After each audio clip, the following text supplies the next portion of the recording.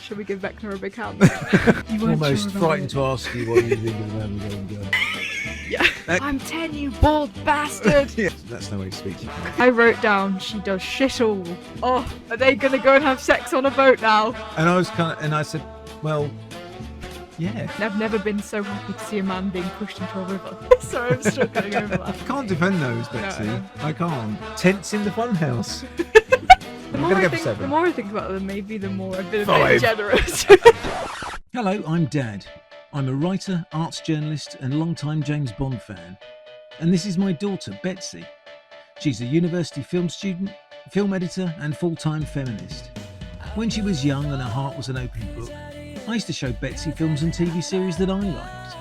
The Persuaders, The Avengers, The New Avengers, To Catch a Thief, and of course, a few James Bond movies. Although, don't worry, I fast-forwarded through some bits.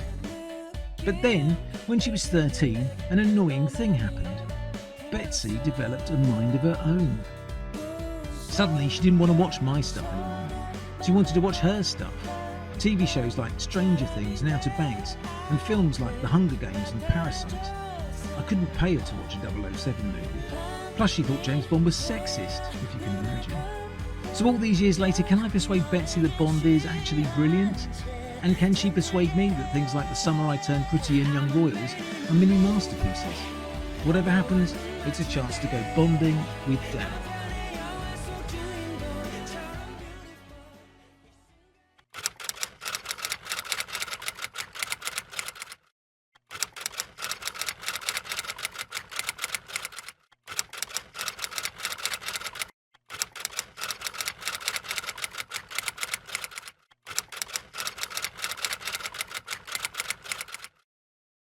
James Bond is alarmed to discover that he's going to be the next victim of super assassin Francisco Scaramanga, a man who has a self-assembly golden gun, 3 nipples and a creepy dummy of Bond in his basement.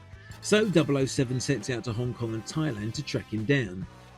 During his search, Bond tells a gunmaker to speak now or forever hold his peace, impersonates Scaramanga with the old looky-likey 3 nipple trick, twists a sumo wrestler's jockstrap, kicks a man in the face, jumps out of a window, pushes a small boy into a canal, starts to have sex with one woman but decides to hide her in the wardrobe so that he can have sex with another one, and then sits next to Scaramanga's girlfriend who's been shot in the kickboxing stadium. Ouch. And is Sheriff J.W. Pepper again.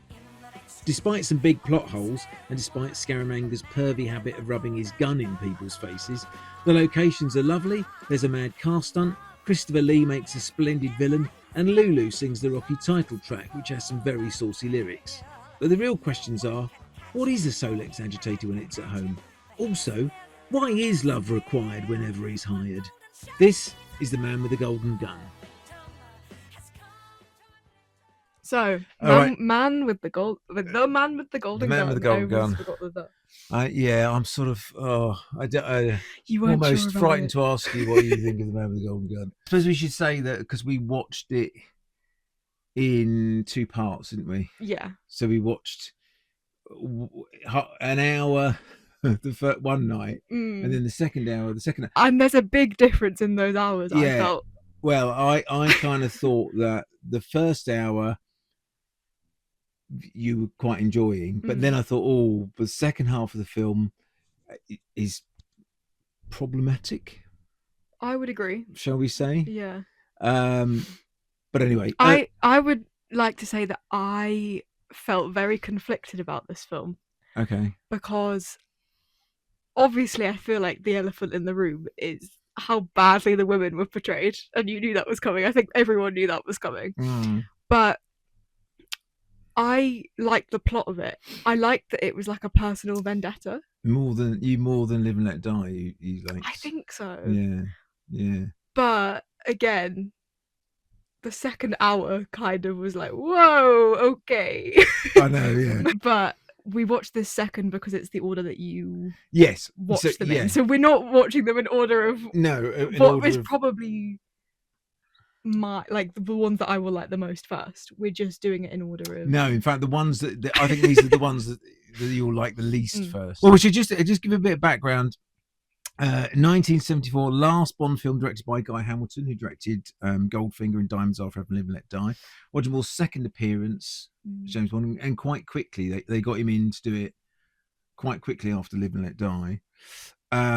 It's not a loved film by most Bond fans, this one. This usually appears at the bottom of many fans' lists, and for some people right at the very bottom. Like Live and Let Die, it hopped on blaxploitation. Man with the Golden Gun hopped on the martial arts craze that was going on at that time. So with Bruce Lee films, Enter the Dragon and The Big Boss and all hence that scene in the middle.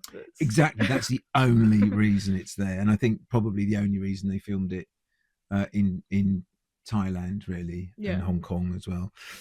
Didn't do that well at the box office either, so the filmmakers had a bit of a wobble, and then thought, right, it was also Harry Saltzman, who's the producer, right, with Albert R. Broccoli. I know you find his name quite amusing, don't you? Up until that point, he cashed in his chips and thought, right, I'm out. He that was his last Bond film. So the next film in the series, that one, Spy Love Me, that was produced entirely by Albert R. Broccoli, Cubby, and he threw everything at it, and it was big, it was epic, it was everything really that The Man with the Gold Gun isn't, I would say. So what was it about The Man with the Golden Gun that made you want to watch more? Well, I was 9. Yes. So that was the first thing. I don't know, it was exotic, it was the locations, it was the danger. It was. Well, I thought it was dangerous. Mad, bad, and dangerous to know. Oh yeah, and it was quite, because I think the villain's really good. So the villain had a big impact on me, I suppose. It was just, and the fact that I'd seen Roger Moore in The Saint and The Persuaders and Live and Let Die, that so it was very familiar. Yeah, it was familiar, but not. Let's start with Bond, and if I can start. I just think he's a right bastard in this. He hates everyone. He slaps Maud Adams' character. He's horrible to Goodnight. He's arrogant. He's sexist to smarmy. What do you think? I really think they tried to do something with Roger Moore that he just wasn't. It just wasn't him. I also think part of the reason why this film seems so sexist is because of they use Roger Moore for the tongue-in-cheek, the kind of weird dialogue that I was unsettling for me. I was like, oh, just get out, you creep, I don't know. But I wrote down that I think this film really adds to the fact that Bond's not a nice man. It kind of goes from, I feel like if you watch some of the later ones, he still kills people, but this one he has a personal, it's more of a personal film. Yeah, you know what I mean? He's going against Scaramanga for personal reasons. Yeah, he thinks Scaramanga's trying to kill him. Yeah. Because he gets this bullet. A bullet?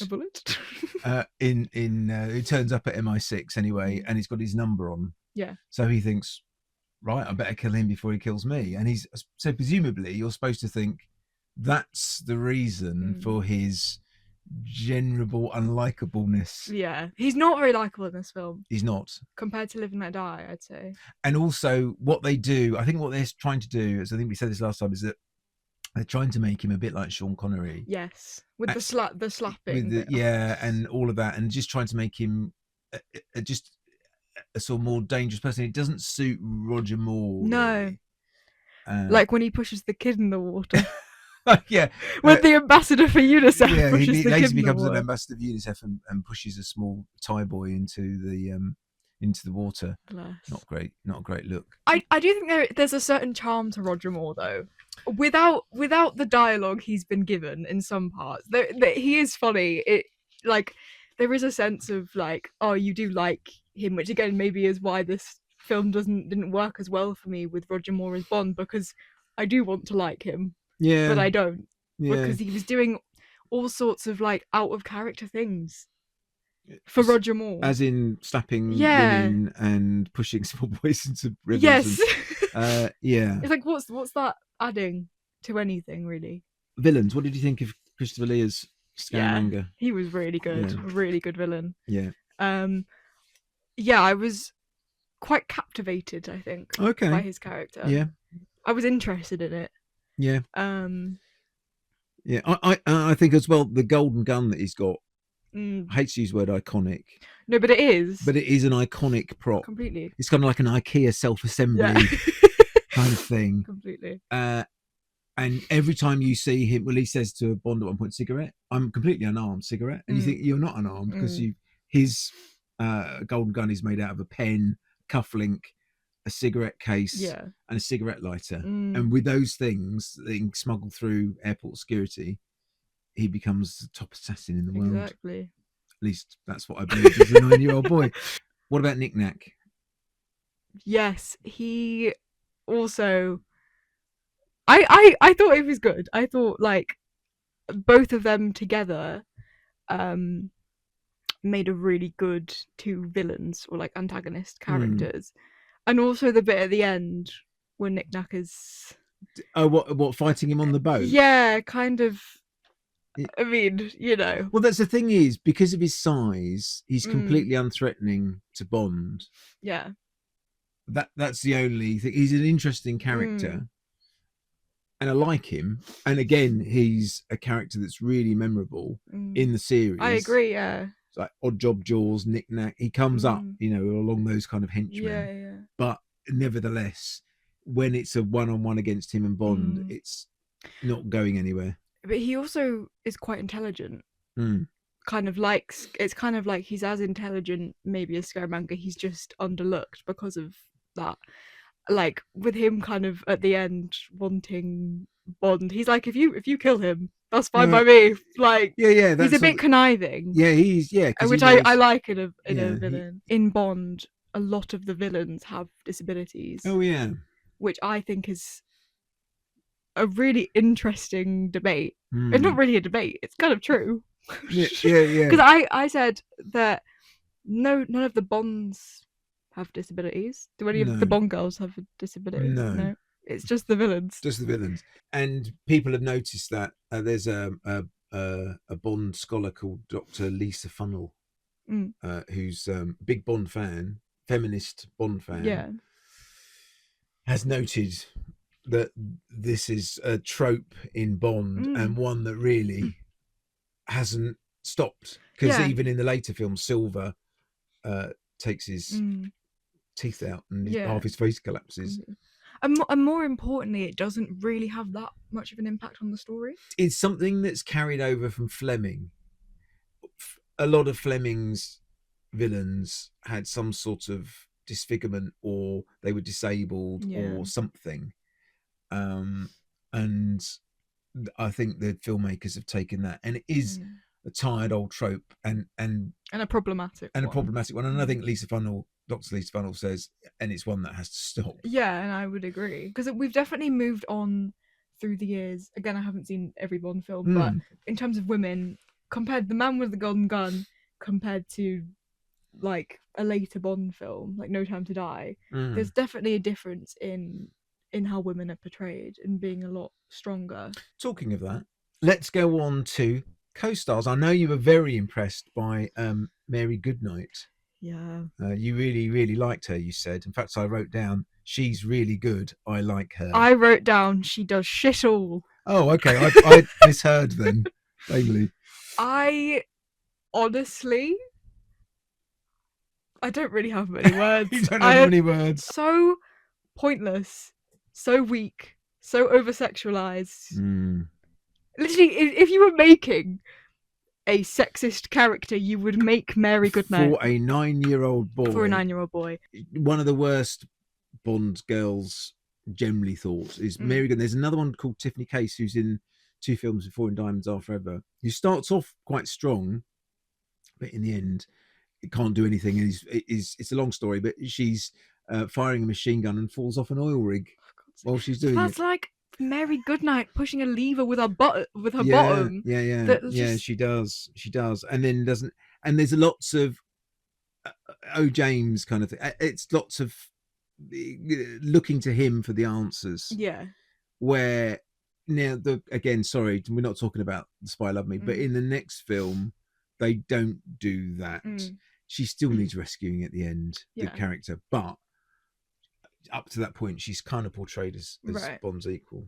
Don't get me started on the sex scene where she's just in a closet, just put to the side. Is that a problem? Yeah, no, there was a problem. But what did you think of Andrea? Because I think she's a stronger character. I'm surprised that they killed her off and not. I mean, it made sense for the story. It'd be good scene, that though. Great scene. I wrote that down as a scene that I really enjoyed. Yeah. But again, seeing that through your eyes, that scene you're talking about, where he has Mary Goodnight in his room and she's in his bed, and then Andrea knocks on the door, so he hides Goodnight in the wardrobe. Again, seeing it through your eyes, I'm kind of thinking, this is not gonna play well with Betsy. I think most people would agree. The female characters in this film are just designed for the male gaze. You haven't seen any Bond films, have you? No, but compared to Live and Let Die, Live and Let Die was bad enough. She drove me up the wall. But bloody Mary Goodnight, God, she angered me. Seeing it through your eyes, as I say, I did cringe quite a lot. Yeah. The belly dancer scene. Yeah, cringy. Yeah, it's quite cringy. Putting Goodnight in the wardrobe, as we've said, quite cringy. Goodnight's general uselessness. Yeah, it's cringy. And the final scene. Good night, sir. Oh, can I just say, when we were watching this, I said to Dad, "Oh, are they going to go and have sex on a boat now?" And I was I said, "Well, yeah." No, I was joking. I know. And I thought, you haven't seen that many James Bond. He always in the end scene. I mean, I won't even go to Moonraker. I know you're saying that the dialogue was part of the problem for you. Yes. And I can kind of see that, because some of it is a bit like a carry-on film. But Tom Mankiewicz co-wrote the screenplay with Richard Maybaum, and he also co-wrote Diamonds, and he wrote Live and Let Die, the screenplay for those. And I just think some of the lines are brilliant of all of the series. So he says, "I've lost my charm," and she says, "Oh, I've lost my charm," and he says, "Not from where I'm standing." That works on two levels. But there's another really good one as well, where he's aiming the rifle at the gun maker and says, "I am aiming precisely at your groin, so speak now or forever hold your peace." Sorry, I thought that was quite. But again, I'm some 9-year-old boy. Maybe. I don't know where this is in the film. I don't remember, but I just wrote "bottoms up," and then I said, "Hasn't aged well." No, okay. What he says that to Andrea, and as they chink glasses and go "bottoms up," because they're meeting at the Bottoms Up Club, which is an actual club. But then the very next scene is the shot of someone's bottom. Yes, I remember now. So he's saying "bottoms up," which is what you say when you. Yeah, good transition. Perhaps overly sexualized. Possibly. Perhaps could have done literally anything else. I can't. Well, I know, but it works, doesn't it? It works as a. But it's. I take your point, but it's sort of. Would they do it today? No. I don't know. I don't know whether they would do it today. I don't think they would. I think it's a bit too. Probably Roger not. Moore Bond. Maybe. I think that's like a good example of what this film is and how Roger Moore plays Bond. Yeah. Tongue in cheek. Tom Mankiewicz was responsible for some quite sort of smutty lines, and there are some classics in Diamonds Are Forever as well that are quite funny. Sorry. Okay, but they are. But anyway, so what about the set pieces? So the ones that I've picked out are the Funhouse, which I thought was really good, the belly dancer fight, which probably not so much, the gunmaker scene, the karate fight, yes, and the dinner with Scaramanga. Yeah. I wrote, the first thing I wrote down when I was writing my notes was how beautiful the sets and locations were. I think it's because the opening on the Thai James Bond Island. I know you. Well, you're a big Thailand location fan, aren't you? I am. I really, really want to go to Thailand. I think that with the good cinematography and the lighting and the incredible set, that the Funhouse is so cool. That opening, I was like, okay, I'm actually really enjoying this. And then it went downhill from there.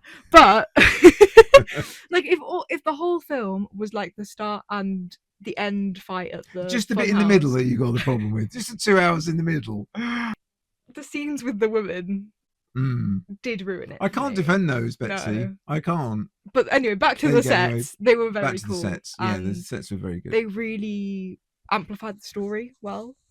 Yeah. They were purposeful. They had a point to them, you know. The karate fight, as we've already mentioned, is pointless.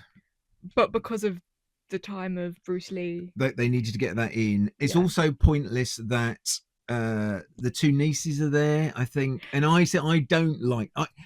I really like this film because it's kind of wrapped up in nostalgia for me. But I do.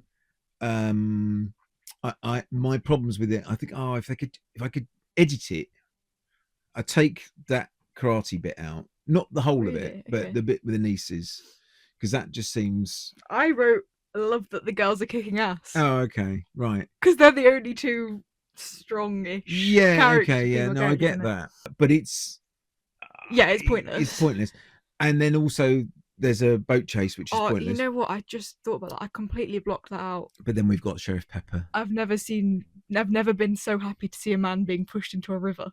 Well, a little boy. No, the sheriff. Oh God! I was going to say that's a dreadful thing to say. A man. I think again that's a shame that they put him in. So I'd get rid of that bit. There's some bits I'd clip out to make it tighter and less silly.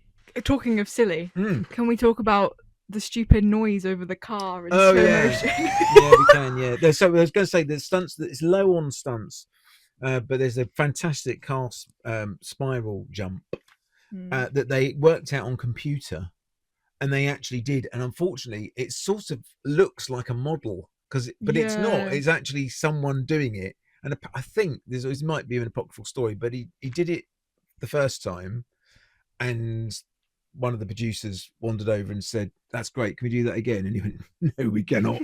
That's a one and done. Right. Not doing that again." Yeah. And it looks fantastic. But John Barry who I love John Barry. He can do no Yeah. wrong. But even he admitted, I think, that putting a funny sound effect over that spiral jump lessened its impact. What were you thinking, John? Honestly, I know. Talking of John Barry, though, the soundtrack, I think, is a masterpiece. I agree. I really like the soundtrack for this film. The only person who didn't like it, as far as I can tell, is John Barry. Really? Yeah. And he's quoted as saying, "It's the one I hate the most. It just never happened for me." He wrote it really quickly. He didn't like the title track, sung by Lulu. And in fact, I went to see John Barry do a concert. I think it was about 2011, I want to say. Maybe 2008, something like that. Whenever it was, he did most of his Bond stuff. He didn't do The Man with the Golden Gun. Right, interesting. See, Yeah. I thought it was really good. I love it. I think it really increased the tension in a really.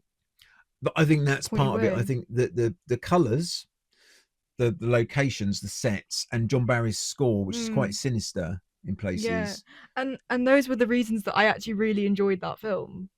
Those kind of elements of it. Like, there were issues with it, but I do think I enjoyed it more than Live and Let Die. Okay, that's interesting. So, but I've just written down problems. Sheriff Pepper. Yeah. Good night. Karate fight with nieces for me. I'm sorry. Plot holes. That as sounds well. crazy. Karate fight with nieces. Sorry. The Solex agitator plot. Do you remember even what that was? No. That's that thing that Scaramanga nicks to fire that solar powered kind of. Yeah, I zoned Let's out. not I even can't go there. lie. It's Yeah. too. Okay. That's how much that bit meant to me. Quite. I've put tents in the funhouse, which sounds vaguely disgusting Wrong. and wrong. But anyway, overall score. Sorry, I'm struggling over that. Right. So I gave Live and Let Die a 6 out of 10, and I again felt very conflicted, and I had no idea what to rank this because I'm confused, and I'm still confused about how much I enjoyed it. Okay. Sorry. How much you enjoyed it? You did enjoy it. I did enjoy it. Right. Okay. I'm going to give it a 6.5 Right. out of 10. And you gave Live and Let Die a 6. I gave him a 6. Again, might change in the future when I think about it a bit more. But I have said that I think, as a plot, I would give it a 7 out of 10. So, like, a whole point more than Live and Let Die. Because I think I enjoyed the plot more than, like, the voodoo stuff in Live and Let Okay. Die. But go back to what the whole thing we just talked about with the women, the cringy dialogue, lots of scenes that went on for a long time. I feel like it was a bit of a mesh of we want to put all these things in and they don't really link together. No, I'd agree. Yeah, for me, it's as a quality film, as a quality piece of filmmaking, it's a 6 or a 7. Again, it's the sort of rosy glow of nostalgia. It's all wrapped up in it for me. So it's easily top 10 for me. Really? Oh yeah. Oh, I wouldn't go that far. Okay. No, it is for me. I haven't even seen and again, it's like a 10 out. If you said, well, it's 10 out of 10. But if I switch my critical faculties on, yeah, it's like a so 7. 7. I'm gonna go for 7. The more I think about them, maybe the more I've been a 5. bit generous. But there is something about it that made me like it more than Live and Let Die. I don't know what it is about it. No, I hate to say, but I think it is the music. I think it's the music. It's that theme. Cinematography as well. The cinematography, there is something atmospheric about it. I agree. But there's something atmospheric about Live and Let Die as well. Each of these films have a sort of very distinct feeling. And that might just be for me. No, because I felt that while watching Man with the Golden Gun, definitely. More so than Live and Let Die, I think. Shall we do Stranger Things? Shall we give Vecna a big hand? It's 1980s America, and in a small town called Hawkins, Will, a young boy with a disturbing bowl haircut, goes missing. His school friends try to track him down, but instead find a monosyllabic young girl in the woods with really cool psychokinetic powers and a backstory which is much too long and involved to explain here. Seriously, you've got Google, use it. To cut a very long story short, they team up to discover that Will has been dragged into an alternate version of Hawkins called the Upside Down, a twisted, soul-sapping hellscape where the only currency is misery and despair. If you've ever visited Croydon during rush hour, you'll know exactly what I'm talking about. The Upside Down is ruled by a sadistic and scary-assed man monster called Vecna, real name Henry Creel, which admittedly doesn't sound quite as terrifying, who preys on the town's young trauma victims by levitating them and then... Jesus! Look at that! Breaking their bones. Actually, all the deaths in this series are really quite gruesome because the psychotic Vecna has an army of murderous, flower-headed humanoid creatures called Demogorgons who think nothing of ripping someone's... Whoa! Make it stop! Anyway, this big-budget horror TV series debuted in 2016 and has been a massive hit, while its finale, which has just been shown on Netflix, has been hugely anticipated. The effects are mind-blowing, the young cast are supremely talented, and Vecna has become one of fiction's most hideous villains, a character who is so repulsively memorable, he really deserves a big hand. Oh, he's already got one. This is Stranger Things. I think the first thing we need to say is there will be spoilers. If you haven't watched all of Stranger Things, there will be spoilers. So, Stranger Things, one of the biggest shows in the whole world, it's been going for 10 years. We watched it we started watching it around when season 3 had come out, when it was already quite a phenomenon. But my first thing I was going to say to you is, why do you think it's such a phenomenon? What about it is so captivating? I think the Duffer Brothers are geniuses, actually. I agree, yeah. There's a reflection of many other films within Stranger Things. They're big film fans, and it shows. Yeah, it shows. They're sort of Quentin Tarantino level geekery on display. So the ones that this is just a short list that I've made: The Goonies, Stand By Me, E.T., The Terminator 1 and 2, Alien and Aliens, Ghostbusters, The Exorcist. You could go on. It's an endless list. They've taken all of it has a big, all of those influences and made something new and quite haunting, I would say. Yeah. The special effects are incredible. They're movie level special effects for what's a Netflix show, right? Yeah. It's intelligent, and I think Vecna is the cherry on the top. Completely. He's such a good villain. And Jamie Campbell-Bower is phenomenal. Jamie Campbell-Bower is very underrated within this show. I would if he was a bad actor if he couldn't portray Vecna that well. And also he has to go through a lot of physical like a physical process as an actor when he has to get into all the Vecna makeup and perform like that for hours a day. Yeah. Like, that's insane. Yeah. Well, that's why he's paid the big bucks. It's true. And I'm glad he is, because he deserves it. It's not so much to do with the action, it's also to do with the characters. I think the casting has been inspired because when they cast these actors, they were very young. Yes. They could have turned out to be terrible actors as late age teenagers or young adults. They could have been terrible. They all hit the bullseye. They're all really good. They've all grown up, and whether that's because they've grown up on such a good set and they've all been inspired by each other, I don't know, but they are just so good, and they still have that essence of Stranger Things. They haven't grown up to kind of be like, I want to get off this show, I want to, they're still portraying their characters in a really fantastic way, and they're keeping this arc with all the characters. Saying that, I do think, and this has been something that a lot of people have been saying online as well, is that by season 5, you start off with these kind of 4 kids. One of them's missing. You've got like the older, you've got Nancy and Jonathan, and then you've got Joyce and Hopper, and then you've got like the main party.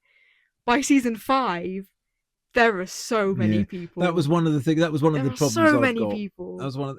It's a good thing, but it's also a bad thing. Yeah, well, I think because a lot of people online have been saying that there should have been deaths in the last episode. I know, obviously, there was a big death potentially, but people thought people should have been dying left, right, and centre throughout the whole thing because there are too many people.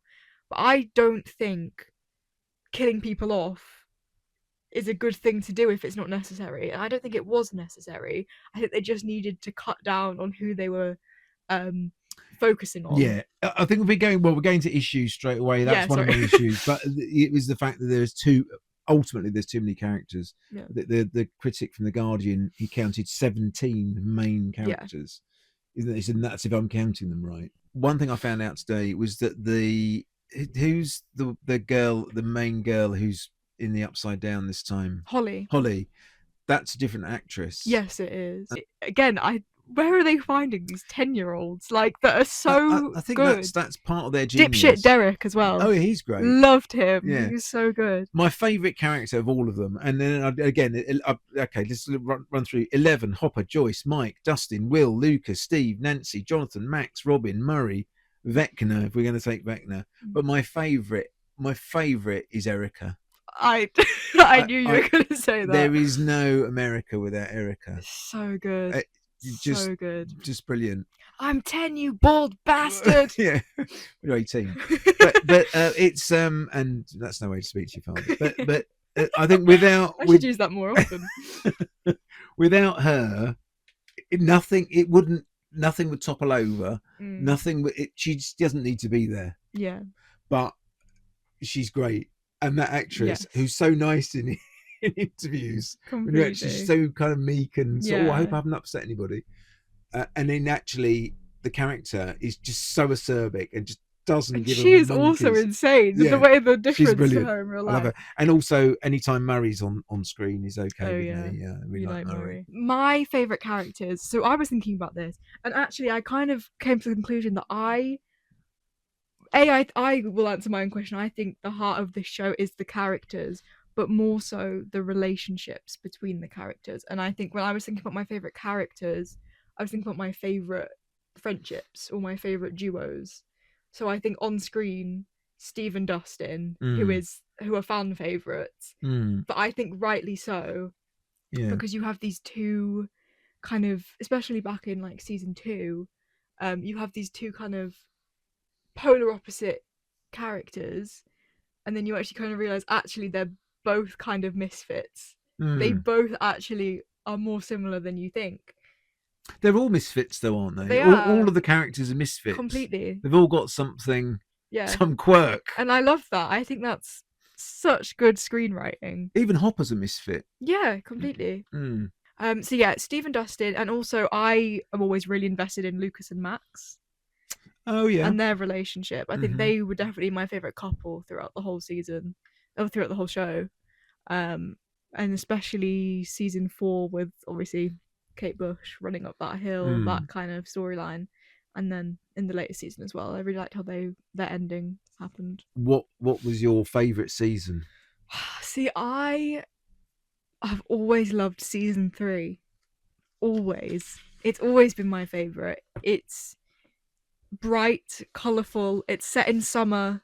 They're all a little bit older. That's kind of the first season where they are not really kids anymore. They're more teenagers. And yeah, I do think season 3, and like it's like the later bit of that season with the fun fair. Yeah, and the mall. Yeah. It's the hospitals fight. Yeah, just the sets in season 3 for me. Again, I think it's a sense of nostalgia, like you with The Man with the Golden Gun. Season 3 was the last season that had come out when I started watching Stranger Things. So I was watching season 3 over and over, waiting for the next one to come out. Obviously, season 4 is a completely different pace and colours and sets to season 3. But I think season 3 was definitely nostalgic for me. I think season 3 is probably my favourite. I did like, and I know you didn't really, but season 4 I really liked. No, I like season 4. Well, there were certain storylines that you weren't bothered about. Yes, that's true. Well, not bothered about, but you rated higher than others, let's say. Again, I think season 4 for me was another case of we have a lot of characters. What do we do with them? So they have to split them up. But I personally didn't like that. I definitely season 4. I really cared about the Hawkins storyline. Didn't care about the California storyline. Russia was fine, and 11 was fine. I really like Russia. I really like the guy that goes. Yeah, that guy. You're scarily good at that. Thank you. I really liked him. Yeah. He doesn't die, does he? No. Again, they just kind of like. But they see ya. But yeah. That which is a shame because they could have added him in, but then that would have been another character. So many characters. It would have been it would have been insane. It has one of the best set pieces, I think, one of the best action set pieces in season 4. I think it's in season 4, where that guy who's riding around, is he riding around in an ice cream van? Yes. No, it's a pizza van. Pizza van, okay. Pizza van. And there's a shootout in a house.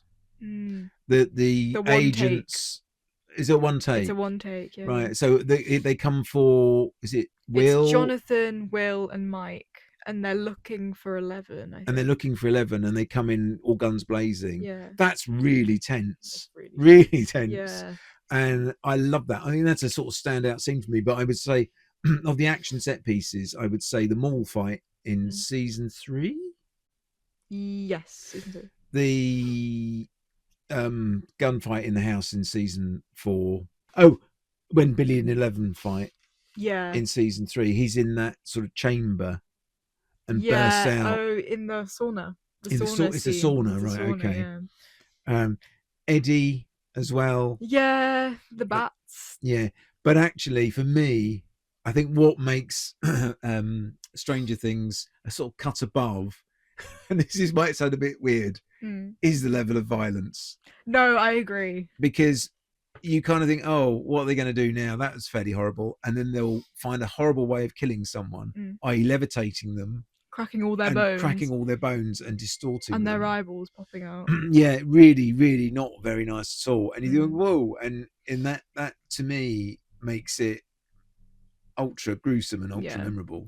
Again, in the last season, the very last episode, when Joyce is cutting Vecna's head off. Oh God, that goes on for hours. It does go on for hours, but I think that was really, really well done. And again, the violence against the emotion.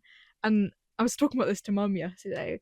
We were saying that that scene is where you realise it's like, it is a fictional show, but you kind of think of all the characters as fiction. You know, it's a sci-fi supernatural series. You kind of realise all these kids have had so much trauma. All these people have had real psychological consequences because of this man's actions, this Vecna's actions. And I think that scene when Joyce is cutting his head off is like so satisfying to watch, and I am so happy that's how they finished him off. I thought, oh, she's gonna cut his head off, and I thought it's gonna be like one and done, and she hacks it away for a good minute, and it's like, oh my God. and okay, they cut away to characters' faces and things. But yeah, it's sort of unpleasant. Yeah. And I did think, so correct me if I'm wrong on this, but did they try to make Vecna a bit more sympathetic in season 5 towards the end, or they tried to make Henry more sympathetic? Right. I think they made him more. Yeah, Henry. You're right. They explain why he is Henry the way he is the way he is, because he's picked up that glowing rock. Yeah. Whatever that was. I don't know. But he's picked up that glowing rock, and that sort of turned him evil. That wasn't his fault. No, but I think what they do really well is they make him a bit more 3D. They make him a bit more human that the audience can relate to. But they still say he is a monster. He has done awful things. He has hurt all of them personally. We're not going to forgive him. We're going to cut his head off. You know, which I quite like, because I think sometimes in films it can be a bit cheesy when they're like, we're going to save the villain from himself. I did think at one point that's where they're going, and I wouldn't have liked that if they were just like, we're going to make Henry good again. I think he's overstepped the line, really. That's right. He's gone too far this time. He's gone too far this time, yeah. My standout scenes. My first standout scene is the snowball at the end of season 2. Oh yeah. With Every Breath You Take. Which is when all the kids kind of finally get together. They all kind of win Nancy Dances with Dustin. Oh yeah. It makes me emotional. That scene has just always like been one of my favorites. It's just so cute and I love it. Yeah. I said Kate Bush in season 4. Oh, with Max running up that hill, levitating again, and then fumbling for the cassette, yes. And they put it on. And it's music. We need music. Yeah. And then I also said Will in season 5, halfway through, the end of volume 1, when we find out that Will has powers. Oh yeah, really good. That was. Yeah, I don't think they used his powers sort of well enough, unfortunately. I think that they set that up, and you kind of think, oh, it's going to be Will and 11 against Vecna, because they're going to need 2 of them because Vecna's so powerful. And he's sort of sidelined, I thought. I agree. Confession is whenever you've said, should we watch Stranger Things? I'll admit to this, my heart slightly sinks. Really? Yeah.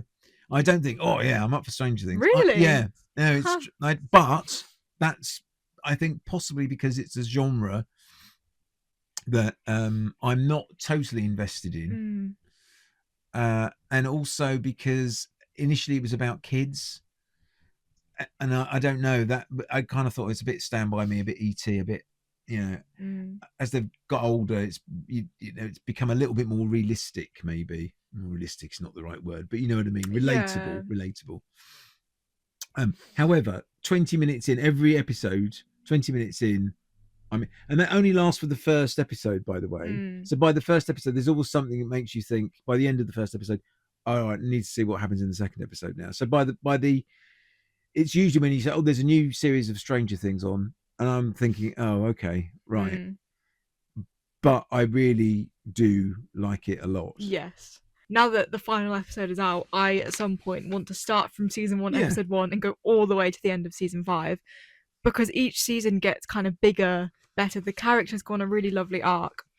But I know what you mean. It's probably not the most digestible series. Just it's not. I think as well, what's happened as the characters have got more expansive and as the plot has got more complicated, there's been the main problem I have with season 5 is there's a lot of Basil exposition. So there's lots of characters explaining things to the audience. They're explaining it to the other characters. We're going, yeah, but how can we do that? And saying, oh well. And there's one point where Robin gets some records out and says, this is the Upside Down, this is the abyss, this is the corridor between. And no one talks like that, really. No one talks like that, and she gets the records out and she puts them, and then there's a bit where Steve's talking about a tower and he puts a slinky over the tower and says, if we pull this, and at that point I'm just thinking, yeah, you're just explaining the plot to me, stop it. But then someone has to explain the plot to me because it's complicated and I don't understand it most of the time. Fair enough.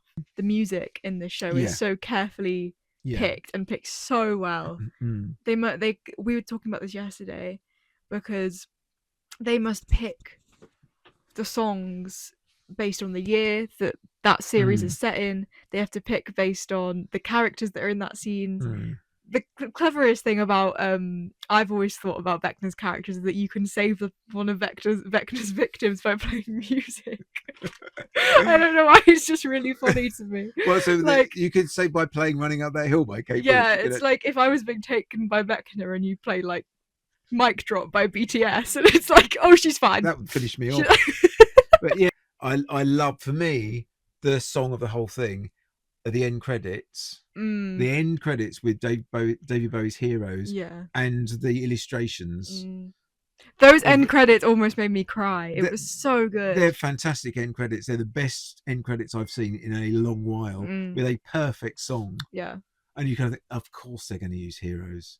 Why wouldn't they? It's a fantastic song. Yeah. But they give it an extra level by putting each character, giving each actor their own credit with an illustration of them. Is fantastic. And they've used Heroes before at the end of season 3, but it was the really slow, not David Bowie version. Yes, Peter Gabriel's version. Yes, there you go. So yeah, they have used it before in a very emotional, sad scene when they think Hopper's dead, and Joyce and Will and Eleven and Jonathan are all going to California. Yeah. So it's nice that they've reused it. The ending of Stranger Things, I've seen loads of mixed reviews about it. Lots of people are saying I didn't like how it ended, and I think it was one of the most satisfying, incredible endings. Emotional, hit me hard. Like I thought it was a great ending. We only watched it yesterday. We did. I'm still trying to process if I liked it or not. Really? Okay. I did like it. I like the fact that they gave everybody their own emotional conclusion, their own story arc. But I kind of, the action ends an hour and 15 in, and then there's still another hour to go, which I love. Okay. Again, I think that's because for me, Stranger Things, the action's great. I think for me, it's always been more about the characters, so I'm really happy that there was less action, more character epilogue. Like, I'm happy with that. Whereas I know some people are like, Vecna's death should have been more spectacular. They're like, the whole thing should have just been about the battle. It was pretty spectacular. George chopped his bloody head off. I know, that's what I'm thinking. I didn't dislike it.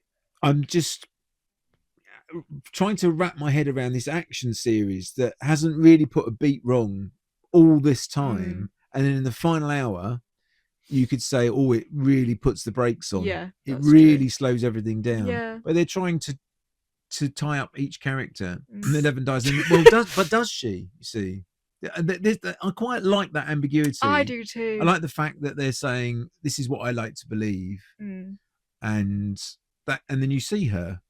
Now that could just be in their imaginations. Yeah, I saw some theories that were talking about how this is just how Mike is coping. Right. Because people think Callie, who, died as well, people think she would have been dead a long time before right 11 got there. So people are thinking it's just kind of a nice theory, and maybe it's not that realistic, but it's still a good theory, a hopeful theory to end the series on, which I like. It doesn't matter if it's not true. It's still got this essence of hope that maybe she is out there living her life after being through so much horrible trauma. Because it is, I think it's a sort of mini masterpiece, really. I agree. I think Stranger Things is genuinely one of the best shows in recent years. Perhaps the best. What would you give it then out of 10? A 10. Would you? I think I would. I think maybe a 9 for season 5, because I'm still not sure 100% about... I love the finale. Some bits in the middle I was a bit, again, with pacing and too many characters, and maybe a 9 for season 5.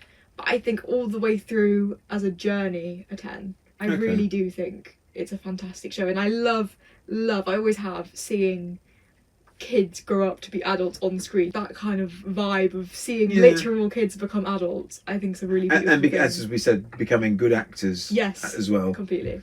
Yeah. For me, it'd be like a 9, I think. And that's only really because